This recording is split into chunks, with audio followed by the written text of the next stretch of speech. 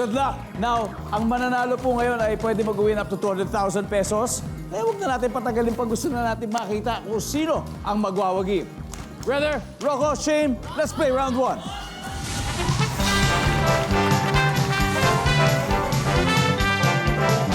Top 6 answers are on the board. Good luck. Ano ang iniiwasang gawin ng tao kapag nasa siksikang elevator? Good. Rocco. Pumutot. Pwede naman, huwag mo lang parinig. Huwag na. Sabi ni Rocco, umutot. Yes, sir. Pass or play? Play. All right, let's play round 1. Starstruck Season 5. Enzo, anong iniiwasang gawin ng tao kapag nasa siksikang elevator? Umubo. Yan ang mga yan. Umutot, umubo. Ano pa kaya? Survey says. Aha, Natalie. Ano pa kaya iiwasan mo pag nasa siksikang elevator ka? Kumain. Survey says. Yeah. Rocks, ano kaya to? Iniiwasan na gawin kapag nasa siksikang elevator. Maglabas ng mga gamit na importante like cellphone or wallet. Maglabas ng gamit like cellphone. Survey says.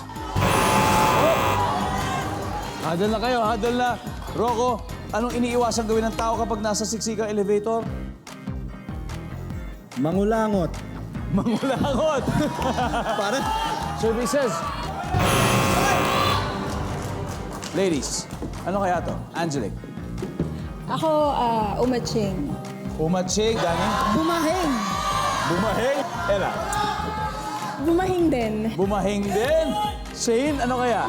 Iniiwasan gawin pag nasa siksika elevator. Bumahing o umatching.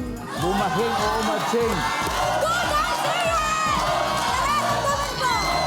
Tapos sasabihin ng mga tao sa elevator, pag nangyari, nagawa mo na, God bless you! Survey says, boom!